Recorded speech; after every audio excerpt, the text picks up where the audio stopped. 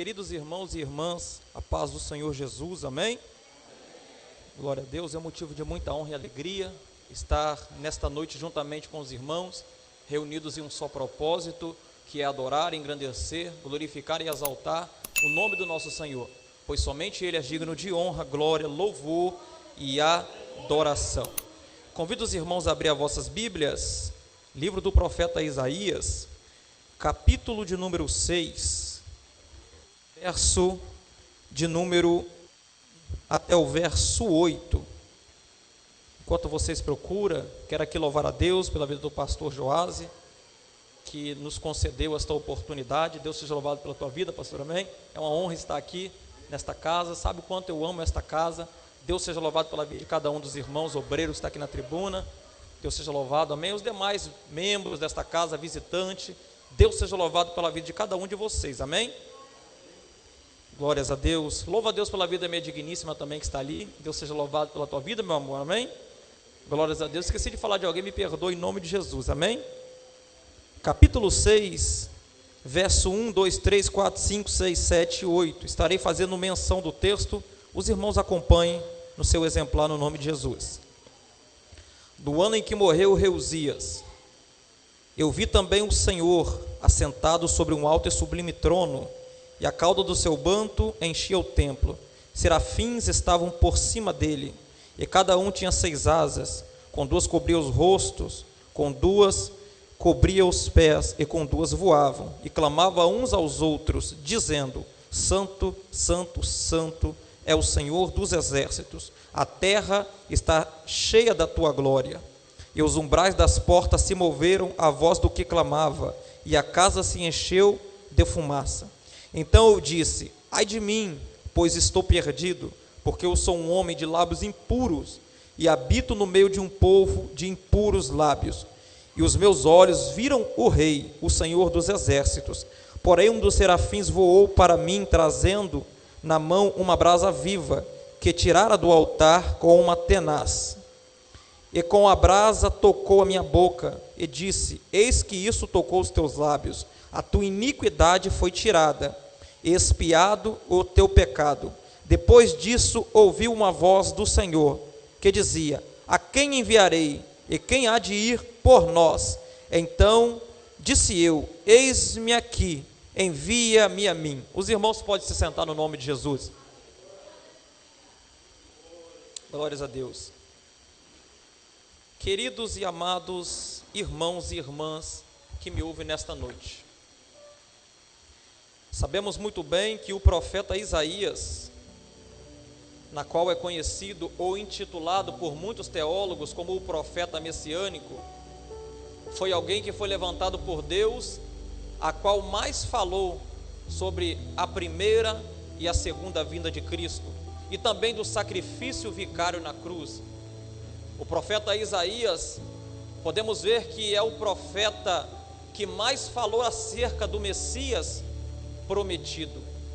Estava sobre ele algo diferenciado, na qual outros profetas não tiveram, no que diz respeito a relatar fatos futuristas que iriam acontecer, através de projeções proféticas que Deus lançava na visão do mesmo. Esse era o profeta Isaías. Só que antes de eles receber tais revelações do Senhor, nem sempre ele foi esse profeta, na qual vemos do capítulo 6 em diante. Isaías, em sua biografia, é um profeta que era conhecido por ser filho de Amós. Esse Amós não é o mesmo Amós boiadeiro, que tem um livro que leva o teu nome, que foi levantado como profeta. Esse Amós era um outro Amós, o pai de Isaías.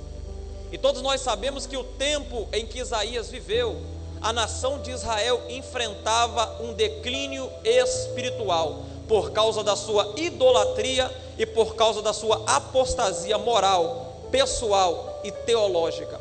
E é por isso que Deus levanta este profeta, para pregar uma mensagem impopular, porque mensagem popular é fácil de pregar. O que é uma mensagem popular? A mensagem popular é aquela que pessoas gostam de ouvir. Eu vou simplificar aqui para você entender. A mensagem popular nos tempos atuais é aquela mensagem do receba a chave de carro, receba a chave de casa, receba a sua vitória. São mensagens que amassageiam o ego dos seres humanos. Só que Isaías não foi levantado para pregar uma mensagem popular, mas sim impopular. E o que é uma mensagem impopular? A mensagem não que nós precisamos ou queremos ouvir, melhor dizendo, a mensagem sim que nós precisamos de ouvir. Por quê? Porque a mensagem impopular, ela confronta o pecado, ela confronta o pecador, ela confronta a prática ilícita que o pecador tem praticado. Isso é uma mensagem impopular. Só que nos tempos atuais, é triste no que eu vou dizer, muitas pessoas têm se corrompido por causa da popularidade, muitas pessoas têm se corrompido por causa de posições de destaques, muitas pessoas têm se corrompido até mesmo por valores monetários na qual irá ganhar para transmitir a mensagem de Deus. Só que nos tempos atuais também eu tenho que dizer isso daqui. Existem aqueles profetas remanescentes que está disposto a pregar mensagens impopulares, que confrontam o pecado, que confrontam o sistema que está implantado em muitas igrejas nos tempos atuais. Só que essa mensagem, eu já vou dizer para você, talvez você já é pregador, talvez você tenha um chamado de pregador. Pregar mensagem impopular é pedir para ter inimizade, não com quem está lá no mundão, mas com aqueles que estão do teu lado te dando a paz do Senhor. Porque a verdade, até para nós que somos pregadores, meu irmão, a verdade dói. Tu está pensando que eu estou pregando aqui? Às vezes eu estou por aí ouvindo alguém pregando, tu acha que eu não apanho não? Apanho tanto que dá vontade de levantar e ir embora do culto, porque a verdade, ela dói. Só que mediante a esta dor, convence que você tem que se consertar, convence que você tem que se arrepender, convence que você tem que se colocar na posição que Deus quer que você esteja e andar em conformidade com a vontade do Senhor. É por causa da mensagem impopular que hoje eu estou aqui pregando para você. É por causa da mensagem impopular que hoje você também está me ouvindo pregar. É por causa da mensagem impopular que hoje tu aprendeu que tu tem que pregar, não o que pessoas querem ouvir, mas o que as pessoas precisam de ouvir.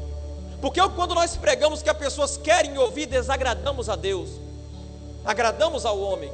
Mas quando pregamos o que as pessoas precisam de ouvir, podemos até desagradar por um momento intermediário, mas na toda certeza eu digo isso para você: o importante não é você agradar os ouvintes que te ouvem. O mais importante é tu agradar aquele que comissionou você para pregar essa verdade de confronto. E esse foi o profeta Isaías. Ele já era profeta, já estava profetizando nos tempos de Acás, Jotão e Uzias. Só que existe um porém. Este profeta, vamos ver no capítulo que antecede o capítulo 6, na qual eu fiz menção aqui nesta noite. Ele vai trazer o cântico da videira, que alguns teólogos, exegetas e estudiosos atribuem uma alusão à parábola dos maus lavradores, que é citada por Jesus no capítulo 21 de Mateus, verso de número 33 até o verso 44. E após citar esta canção ou parábola da vinha, ele começa a trazer uma sequência de profecias contendo a expressão ai. E todas as vezes que nós vemos essa expressão na Bíblia, ai, diz respeito a juízo, sentença, cobrança divina de Deus para o povo. E ele começa com uma série de 6 ai. E ele vem profetizando o ai daqui, ele vem profetizando o ai dali, ele vem profetizando o ai do lado de lá, ele vem profetizando o ai do lado de cá. É perceptível que ele já era um profeta. Só que aqui para nós, Isaías era um profeta palaciano. Ele vivia no palácio, ele tinha parentesco com o rei Uzias, ele tinha total liberdade, livre acesso à realeza. Alguns estudiosos acreditam que ele fazia parte da aristocracia do reino de Judá. Só que o profeta Isaías, no capítulo 6, na qual eu li aqui para vocês, a Bíblia diz que o profeta, ele vai ter um vislumbre teofânico do Senhor Todo-Poderoso. E quando ele vê esse vislumbre, ele acrescenta que ele vê seres angelicais, que é chamado de serafins. Vale a pena ressaltar para os irmãos que serafins não são nome desses seres que ele viu. Serafins é uma ordem, uma classe angelical de anjos, que quando vamos buscar a sua raiz hebraica, significa seres embrasadores, seres que ardiam em fogo, não se queimavam, que diferente de queimar, é quando o fogo pega e consome. Esses seres, eles ardiam em fogo. Eu vou simplificar para você entender. Olhe para o sol ele arde em fogo, ele não se queima, porque queimar, o fogo com um certo tempo ele apaga, consome o que é para consumir. O sol ele arde em fogo. Simplificando para os irmãos, tenta aí na tua imaginação compreender. Esse era o formato físico desses seres angelicais ardendo em fogo. E a Bíblia diz, queridos irmãos, que esses seres, o tempo todo, eles estavam rendendo adoração a Deus. Santo, Santo, Santo é o Senhor dos exércitos. E a Bíblia é enfática em dizer, Baruque, quando escreveu o livro que leva o nome do profeta, diz que os umbrais estremeciam a voz desses seres que clamavam: Santo, Santo, Santo é o Senhor dos exércitos. Presta atenção nisso daqui para você entender. Eles são mais enfáticos em dizer que a terra está cheia da glória de Deus. Aí eu faço uma pergunta para você: que glória é essa? Que a terra está cheia. Tu consegue vislumbrar ou entender que glória é essa? Que esses seres angelicais afirmam que a terra está cheia. Sabe o que é esta glória? Porque existem dois tipos de glória: a glória que é manifesta, visível, e a glória dóxica. Eu vou simplificar para você entender, que eu já vou começar a aplicar. A glória dóxica é aquela glória que Jesus, no capítulo 17 de João, ele roga ao Pai: Pai, devolva aquela glória que eu tinha no princípio. Essa glória diz respeito à posição, à hierarquia, a lugar. Só que a glória visível diz respeito à humanidade e toda a criação de Deus. É por isso que os anjos dizem: a terra está cheia da tua glória. Porque nós que estamos aqui, a criação de Deus reflete essa glória de Deus nessa terra. O salmista escreveu lá no Salmo de número 148 que toda a terra louva ao Senhor. Só que eu quero entrar num ponto aqui com você. Os serafins estavam fazendo algo diferente de louvar. Os serafins estavam adorando. Se a Bíblia diz que toda a terra louva ao Senhor, o que diz respeito a criaturas irracionais, criaturas racionais, criação inanimada, natureza, árvores e tudo aquilo que Deus criou, ela está louvando ao Senhor. Porque louvar é diferente de adorar. Louvar, tu louva pelo que Deus te dá. Adorar, tu adora pelo que Deus é. Tem muita gente que está aí louvando a Deus. Por quê? Por posição social, por posição de destaque, por causa de popularidade. Mas adorar está totalmente fora do seu contexto humano. Porque adorar não é diferente, é diferente de louvar. Tem muita gente no tempo atual, meu querido irmão, que está louvando a Deus porque ganhou um carro bom, porque ganhou uma casa boa, porque está numa posição elevada. Tu acha que ele vai deixar de louvar a Deus por causa disso? E o medo que tem de perder a posição de destaque? E o medo que tem de perder a posição elevada? E o medo que tem de perder os bens materiais que Deus o abençoou? Só que diferente de louvar é o adorador. E adorar é algo tão precioso e tão valoroso que João escreveu no capítulo 4, verso de número 22 do evangelho que leva o teu nome. Que Deus, agora tu imagine Deus, a única expressão que eu vejo, texto que eu vejo Deus se movimentando é lá no capítulo 2 de Ezequiel, capítulo 1, perdão, que a plataforma do seu trono rondava. Agora tu imagina Deus levantando desse trono, e João escreve que Deus está à procura dos verdadeiros adoradores, que o adoram em espírito e em verdade. O que é adorar em espírito e em verdade? Vou tirar uma prova simples, trazer uma base simples para você entender. Adorar em espírito e em verdade é o momento que tu tem tudo, mas tu perdeu tudo e faz como Jó fez. Deus me deu, Deus tomou, bendito seja o nome do Senhor. Isso sim que é adorar a Deus em espírito e em verdade. Não tem nada a ver com esse tempo atual dessa geração caída por aí, que está adorando a Deus com medo de perder a posição que está, o bem material que recebeu, o nome que está sobre ele. Agora adorar é totalmente diferente, meu irmão. Adorar é você suplicar, é você engrandecer o Senhor, independente da luta, independente da provação, independente da dificuldade, independente do que você está enfrentando. Tu não está nem aí para a provação, tu está adorando Ele, tu está engrandecendo Ele. Por quê? Porque tu não adora pelo que Ele te dá, mas tu adora pelo que Ele é para você.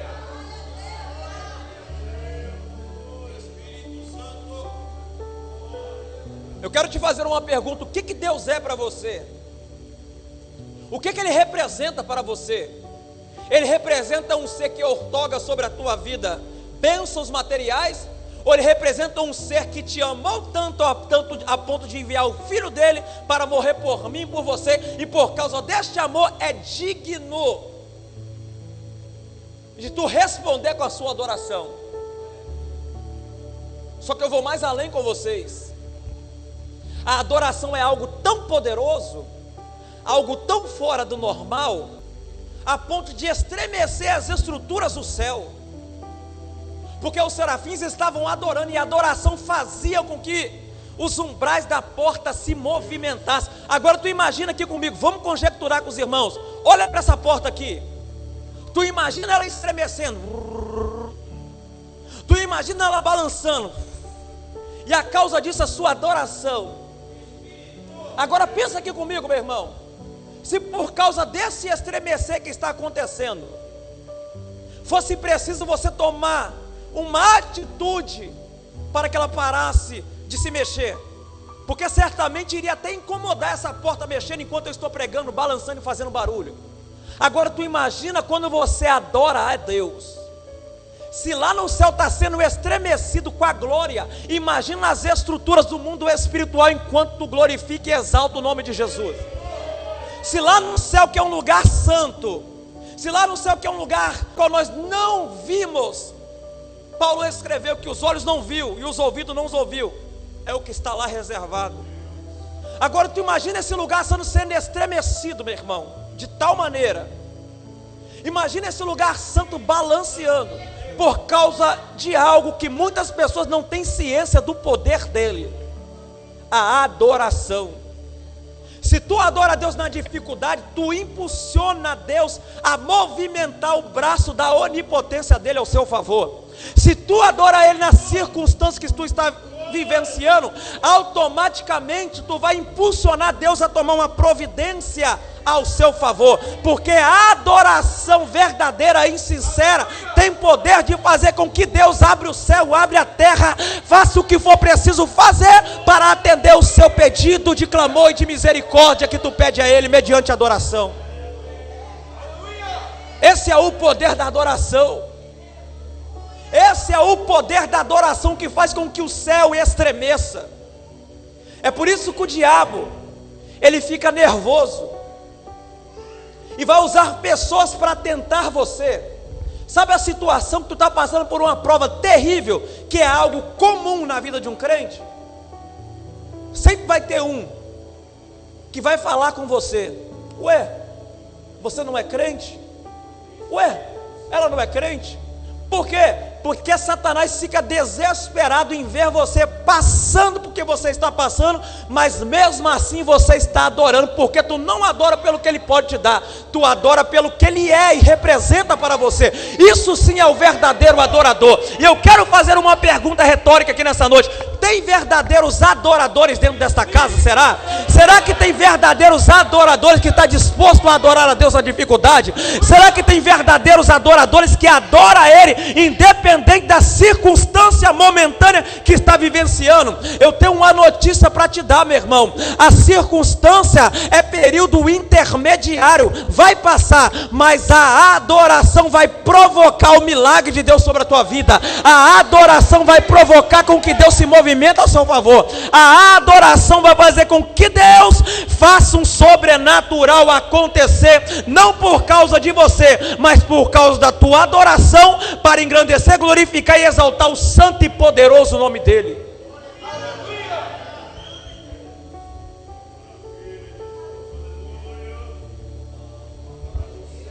Quando Isaías tem essa visão, irmãos, Isaías ele fica aterrorizado, porque o texto diz que quando ele vê esse vislumbre, os anjos, seres ardentes em fogos, ele vai dizer: ai de mim, que vou perecer, porque eu vi o Senhor. Presta atenção aqui comigo. Quem era que estava profetizando o ai no capítulo 5? Não era Isaías? Só que tem um porém. Isaías foi o tipo de profeta, como eu disse para você, um profeta palacial, que estava profetizando, apontando o erro de pessoas, mas não olhava para si mesmo. Isaías é o tipo de profeta que profetiza. Tem muitos por aí no tempo atual que está profetizando, está denunciando o erro da pessoa, está profetizando de tal maneira, mas não sai do pecado, não sai do adultério, não para de mentir, não para de falar mal das vidas dos outros. É por isso que neste momento Isaías ele reconhece: ai de mim, que vou perecer. Por quê? Porque ele tem ciência que ele era indigno de estar vendo aquela visão que ele via naquele momento. Ele viu, não foi um qualquer. Tu pode ler na sua Bíblia, a palavra Senhor está escrito com todas as letras maiúsculas. Esse Senhor do hebraico é o tetagrama, as 4 consoantes, que significa Yud Re Vav Re, um dos 72 nomes de Deus. Esse mesmo Senhor que Isaías vê nessa visão é o mesmo Senhor que aparece para Moisés na sarça ardente e envia ele. Não é qualquer um que Isaías está vendo, ele está vendo o Criador, o soberano, o todo-poderoso, o onipotente, o onipresente, o onisciente, aquele que tem um domínio e o poder sobre tudo e todos. É por isso que ele reconhece: ai de mim. Eu vou dizer algo aqui para você, meu irmão. Quem dera se todos os crentes fossem como Isaías, reconhecesse o seu pecado, reconhecesse que está errado, reconhecesse que não está andando em conformidade com a vontade de Deus, e se arrependesse dos seus maus caminhos e andasse em conformidade com a vontade do Senhor. Eu tenho certeza absoluta que o mundo não estaria do jeito que está, as igrejas em muitos lugares não estariam da maneira que está. É certo que os sinais estavam sendo manifestos, é certo que doentes estavam sendo curados, é certo que o sobrenatural de Deus estava sendo se manifestado. Mas sabe o que acontece, meus irmãos, no tempo atual? Não aqui nesta casa, que eu creio que aqui tem homens e mulheres de Deus, mas nos tempos atuais tem muitas pessoas que assumem uma tribuna como essa, que está num altar como esse, está profetizando o ai para a vida de pessoa, está lançando profecia contra o pecado das pessoas, mas não reconhece o seu próprio pecado, que os olhos que é como chama de fogo tem visto aonde ninguém vê, mas ele vê, porque ele contempla tudo, até porque ele é onipresente. Ele está em todos os lugares, em todos os momentos, em todo o instante. Só que Isaías, ele é enfático, não só de reconhecer que estava em pecado, Só que ele confessa o seu pecado. E qual era o pecado de Isaías? A Bíblia diz que Isaías disse: ai de mim que vou perecer. A palavra perecer diz respeito a morrer. Ele teve medo, porque eu sou um homem de lábios impuros, e convivo no meio, e habito no meio de um povo de impuros lábios. Lábios impuros diz respeito a todo tipo de pessoa que conversa o que não é para conversar, fala o que não é para falar. Vou simplificar para você entender. Vive falando mal da vida dos outros e quer tocar no sagrado. Vive falando mal da vida dos outros e quer falar do que é santo. Vive contando mentira. Vive falando que desagrada a Deus e quer falar da santidade do Senhor. Isaías reconhece: ai de mim que vou perecer, pois sou um homem de lábios impuros. Aqui para nós, queridos irmãos, se tiver alguém no meio de nós que está com lábios impuros, Deus não te condena por essa prática. Ele vai te condenar no último dia se você continuar nessa prática. Mas Deus me usa como um profeta para dizer para alguém: ainda há tempo de reconhecer o seu pecado. Ainda há tempo de se consertar diante da presença de Deus. Porque Deus, Ele não quer matar ninguém, Ele quer salvar. Mesmo que o homem não foi feito para ser salvo, mas sim para governar. Só que a salvação foi um plano intermediário que entrou na humanidade por causa do pecado. Até porque Deus, Ele é visto na Bíblia, para nós servos dele, como um pai bom e amoroso. E aqui para nós, qual de nós, sendo pai e mãe, vamos querer o mal para nosso filho? Eu tenho certeza que nenhum dos irmãos que está aqui queria ver um filho ser morto. Tu acha que Deus quer ver você morrer? É por isso que a Bíblia diz que aquele que reconhece e confessa o teu pecado alcança misericórdia. É por isso que é preciso nós reconhecermos que nós falhamos, que nós pecamos, e se confessar diante do Senhor. Porque Isaías, ele reconhece que ele conversava o que não era para conversar, dizia o que não era para dizer, falava o que não era para falar. Só que ainda ele vai mais além, é mais enfático em dizer que ele convivia no meio deste povo de impuros lábios. Há muitas pessoas nos tempos atuais que convivem no meio de pessoas que conversam conversas torpes, só que parece que gosta de ouvir. E Deus está dizendo: sai do meio. Você não faz parte do chiqueiro, você faz parte do curral das ovelhas. Sai do meio da lama, você não é mais sujo, você é purificado e lavado pelo sangue de Cristo. Sai do meio deste povo que não é para você conviver. Eu já disse para você, através da palavra, através da vida dos meus filhos profetas, mas tem gente que não entende a palavra de Deus e pensa desta maneira: o pecado cauterizou tanto a sua mente que fala: essa palavra não é para mim. Isso não é para mim não. Por quê? Porque o pecado traz comodidade intelectual na nossa mente. Há momento que a pessoa começa a pecar, falar,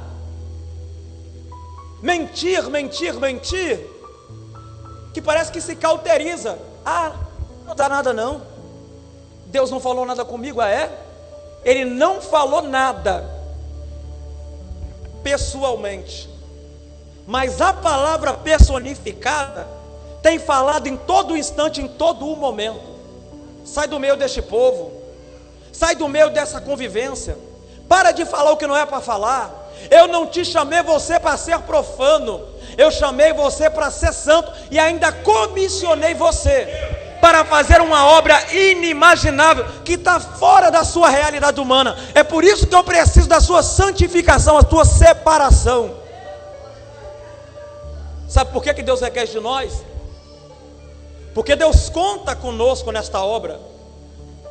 Talvez tu olha para ti, acha que você, pelo tempo que tu está, ou a idade, acha que tu já não serve para mais nada. Mas se tu soubesse o que Deus tem na tua vida, é algo inimaginável, fora da sua realidade humana. Porque Deus, Ele usa, pela tua bondade e misericórdia, os pequeninos dele nessa terra. Porque tem muitos grandão por aí, meu irmão, que infelizmente se perdeu pelo caminho de Balaão, Só que ainda existe remanescentes igual vocês que estão me ouvindo aqui nesta noite, que não se perdeu por esse caminho que faz curva, mas continua fielmente no caminho reto que conduz para um só lugar: vida eterna, morada eterna, mansões celestiais, habitação com o Criador dos céus e da terra. É por isso que Deus conta contigo. Por quê? Porque Ele não quer ver quem está lá fora, ou até mesmo quem está aqui dentro, se perder. Porque Ele é um Pai bom e amoroso. Ele quer o melhor para cada um de nós. Então tu acha que Deus quer qualquer coisa para você? Deus quer o melhor para você dessa terra. Aí talvez tu se pergunte: mas por que eu não tenho? Porque tem gente que não pode ter o melhor dessa terra, que se perde, se apostata. Só que o plano divino no reino de Deus é o melhor dessa terra para nós. Tu lembra do que eu disse aqui no meio da pregação? Deus não formou o homem para ser salvo. É só tu ler a Bíblia. Deus formou o homem para governar. E governar exige autoridade. E essa autoridade já está sobre nós. Só que nós não sabemos usar essa autoridade. Por este motivo, a palavra de Deus vai se cumprindo, na qual escreveu o profeta Oséias no capítulo 4, verso 6. O meu povo perece por falta de conhecimento. Tu lembra de quando Arão descia, de quando Moisés descia do monte? O que Deus falou para Moisés? Desce depressa, pois o teu povo corrompeu. Quem está lá fora não é povo de Deus. Quem está aqui dentro é povo de Deus. Quem anda em conformidade é povo de Deus. Só é povo quem adora, quem serve e é espírito em verdade ao Senhor. Só que Ele mesmo faz um alerta: o meu povo perece por falta de conhecimento, por pesquisar, por se aprofundar, por querer conhecer mais na beleza da minha santidade. Só que presta atenção, a palavra de Deus para o profeta Isaías, quando ele reconhece o seu pecado, não foi uma palavra de juízo, não foi uma palavra de condenação, porque quem reconhece e confessa alcança misericórdia. Eu disse isso daqui. A palavra de Deus para o profeta Isaías, após o serafim e lá na beira do altar, com uma tenaz. A tenaz é um monumento usado por quem mexe com ferreiros. Vou simplificar para você, como se fosse uma torqueza gigante. Agora presta atenção aqui comigo, meu irmão. A santidade de Deus é tão santa, é tão soberana, que até os seres que ardiam em fogo, quando ele foi pegar essa brasa que estava na beira do altar, que representa a santidade do Senhor, que purifica, que transforma, que vivifica, ele tocou com uma tenaz. Só que quando ele veio em direção a Isaías, ele trouxe ela na mão, essa brasa, tocou os lábios do profeta Isaías. E qual foi a palavra? A tua iniquidade foi tirada. Porque não tem como, meu irmão, eu vou dizer isso aqui, não tem como tu ter um encontro com o Senhor, no que diz respeito à conversão mediante a sua entrega a Cristo, e não ter uma mudança de caráter, não ter uma transformação de personalidade. Não tem como. Só quando tu não se converte verdadeiramente. Só que Isaías, naquele momento que ele é tocado pela brasa, o pecado foi tirado, ele foi purificado. E qual foi a palavra de Deus? A quem enviarei? A quem há de ir por nós? Essa palavra tem ambiguidade, duplo sentido. Um sentido diz respeito ao envio de Cristo. Só que o outro sentido que eu quero enfatizar aqui, ao envio de Isaías.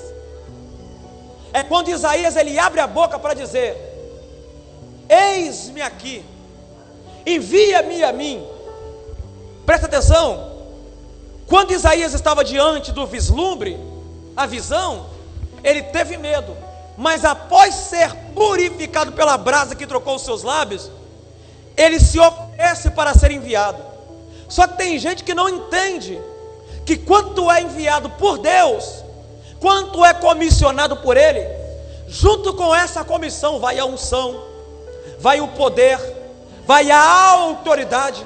Eu estou pregando aqui, eu imagino Isaías, já que Deus não me fulminou diante da presença dele, porque eu se arrependi no momento certo e na hora certa, Parece que eu vejo o apóstolo Paulo escrever em Romanos capítulo 8, verso de número 31. Se Deus é por nós, quem será contra nós? Só que tem gente que não entende isso daqui não, meu irmão. Se Deus é por nós, a palavra é quem?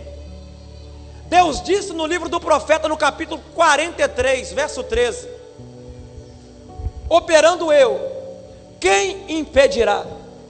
A palavra de Deus para a oposição. Quem é você, oposição? Quem é você, Satanás? Quem é você, barreira?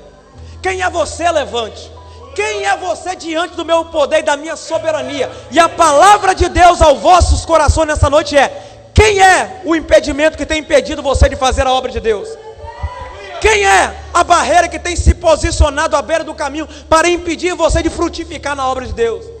Quem é o impedimento que tem tentado fazer com que você para e retroceda para não fazer a obra de Deus? Apresenta para esse quem o Deus que tu serve. Apresenta para esse quem o Deus soberano que tu está servindo. Apresenta para esse quem o Deus que vai na frente, abrindo os caminhos, quebrando as correntes. Apresenta para esse quem é ele diante do Deus que nós servimos, rapaz.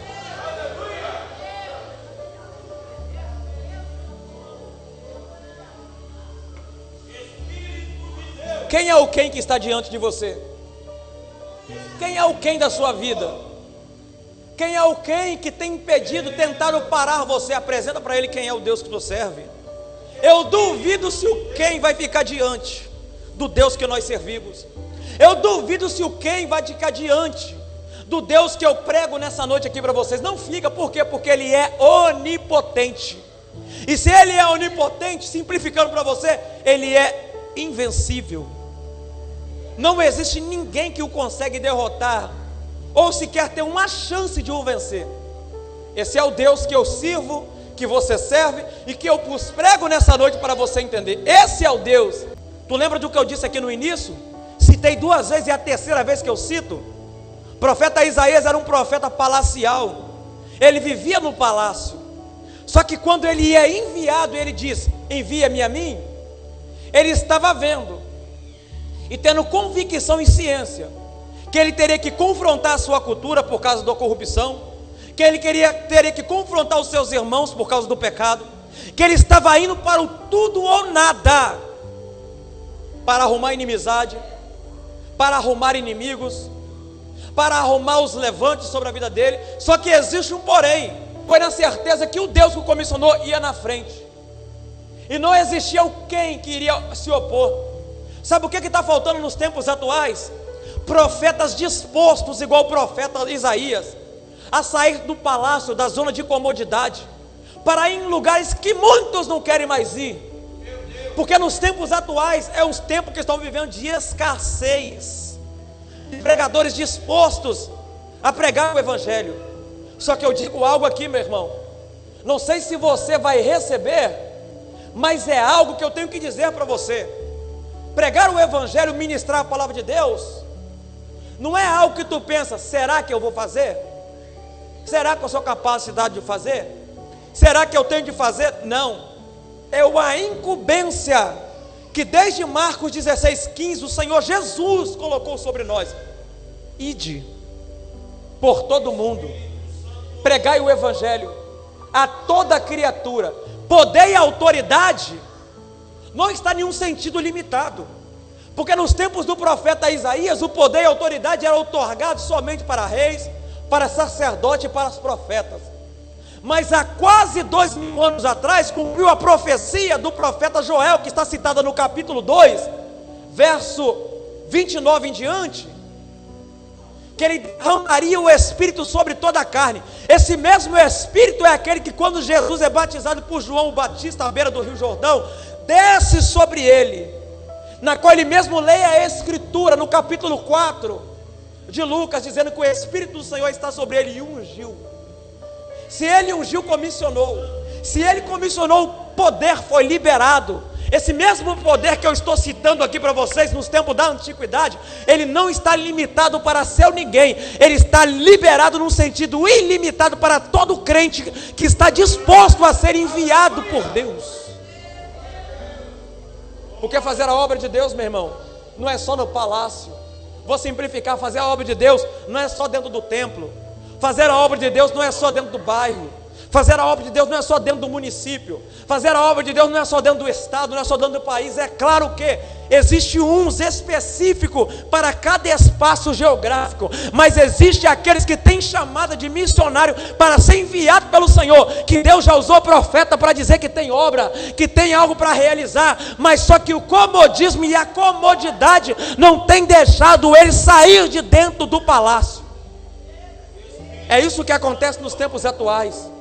Só que eu acredito que a partir de hoje tem pessoas que estão me ouvindo, que entendeu essa mensagem e tomou ciência que tu não é um qualquer, tu não é um sozinho, tu é alguém que foi comissionado pelo soberano e o todo-poderoso para enviar ou transmitir uma mensagem impopular ao coração do povo. Porque essa mensagem impopular, ela tem poder de libertar, de transformar. Tanto que o escritor aos Hebreus escreveu que a palavra de Deus é mais cortante e afiada do que qualquer espada de dois gumes. Ela penetra onde homem nenhum consegue penetrar. Ela entra em lugar onde ninguém consegue entrar. É ela que tem todo o poder. É ela que convence um traficante a se arrepender. É ela que convence a prostituta a se arrepender. É ela que convence um alcoólatra a se arrepender. É ela que faz do traficante um pregador do evangelho. É ela que faz da prostituta uma missionária. É ela que faz de um cachaceiro ou um alcoólatra um pastor de ovelhas. É ela a palavra personificada que penetra onde o homem não chega. Esta é a palavra. Só que falta pessoas dispostas a ir levar essa palavra. Mas eu digo algo para você. Prova, experiência própria. Na caminhada por transmitir essa palavra, tu vai arrumar inimizades, não de quem está lá fora. Pastor Joás falou algo comigo aqui que eu peguei para mim. Quem vendeu o José não foi quem estava lá fora, não, na perversidade, na malandragem. Quem vendeu o José é aquele que o abraçava e apertava a sua mão. Tu acha que o teu inimigo que vai se levantar para você, tu acha que é quem está lá fora por pregar a verdade? Quem vai se levantar contra você é aqueles que se dizem seus irmãos. Eu vejo isso com meus próprios olhos. O celular está aí, está sendo filmado. Talvez alguém pode até pensar, será para que ele faz isso? Essa mesma mensagem que está sendo pregada será transmitida no Brasil. E por causa desta mensagem, irmãos, já até me crucificaram nas redes sociais. Só que se eu for olhar para isso e deixar de olhar para Cristo, eu me abato, eu volto, eu retrocedo. Mas enquanto eu continuar olhando para o alvo certo, que é Cristo, não tem crítica, não tem levante, não tem palavra de pessoas que vai conseguir me parar. Assim também é na sua vida. Ou tu acha que eu estou de pé aqui porque eu sou maior ou mais forte do que alguém? Eu estou de pé aqui porque é o mesmo pilar de sustentabilidade que tem me sustentado, que é a força, é o poder de Deus, é o mesmo pilar que sustenta também você que está me ouvindo aqui nesta noite. É Ele que dá poder, é Ele que te ajuda, é Ele que te sustenta, é Ele que te fortalece no momento de dificuldade, é Ele que te consola no momento de aflição, é Ele que vem sobre você te fortalecer nos momentos mais difíceis. Mas diante desse momento, meu irmão e minha querida irmã, eu vos digo uma palavra: não deixe abatimento tentar te parar, não deixe palavras entristecer seu coração, não deixe rancor fazer com que você não faça esta obra. Enquanto tu faz a obra, Deus entra com providência na tua casa. Enquanto tu prega a palavra, Deus entra com providência na tua família. Enquanto não se importa com as críticas, Deus vai movimentando o braço da onipotência dele ao seu favor. Ele só precisa de alguém disposto a ser enviado para ser um portador da verdade e transmitir a palavra do Senhor. Tem alguém disposto aqui? Será que tem alguém disposto a ser enviado? Ele bandaraia, mando recandarai. Ele bandaraia, mando recandarai, mando recandarai. Espírito de Deus, exaltado é o teu nome, Pai.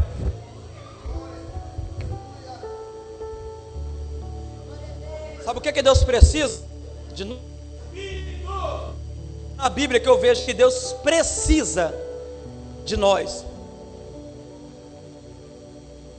Ele só precisa de uma atitude da nossa parte, assim como foi o profeta Isaías. Só precisou de uma atitude, a estar disposto a ser enviado, a estar disposto a fazer a obra, a estar disposto a propagar a mensagem do reino. Só que essa disponibilidade não é para todos, é para poucos. É só para quem está disposto a sair do palácio, é só para quem está disposto a enfrentar a oposição, é só para quem está disposto a fazer verdadeiramente a obra de Deus, não pela posição, não pelo valor monetário, mas sim por vidas, por pessoas que estão prestes a descer ao abismo neste momento. Ele só precisa de pessoas dispostas. Talvez tu olhe para você, mas eu não sei falar, não tenho uma boa oratória, não sou um bom exegeta, não tenho uma homilética.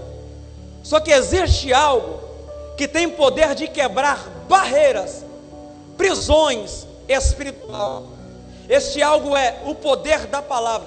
Uma só palavra desse tamanho, que tu dizer, no que diz respeito a um Jesus te ama, é o suficiente para quebrantar o coração daquele que está perdido lá fora. É por isso que o diabo ele fica aterrorizado com nós. É por isso que o diabo ele tenta o tempo todo com nós, porque a meta do diabo não é nos matar, porque ele nos matando fisicamente na presença de Deus, o encontro com o Criador é imediato, não existe tempo intermediário. A meta dele é que você pare, é que você retroceda. Por quê? Porque ele sabe que se você parar, tu para de causar prejuízo no reino dele. Mas se você continuar, tu causa prejuízo no reino dele e traz bônus para o reino de Deus, no que diz respeito a pessoas que estavam perdidas e escravizadas nas garras do diabo. Essa é a palavra de Deus que eu deixo ao coração dos irmãos nessa noite. Esteja disposto a ser enviado, esteja disposto a fazer a obra, que eu tenho certeza, meu irmão, que tu não vai te preocupar nem com o que comer,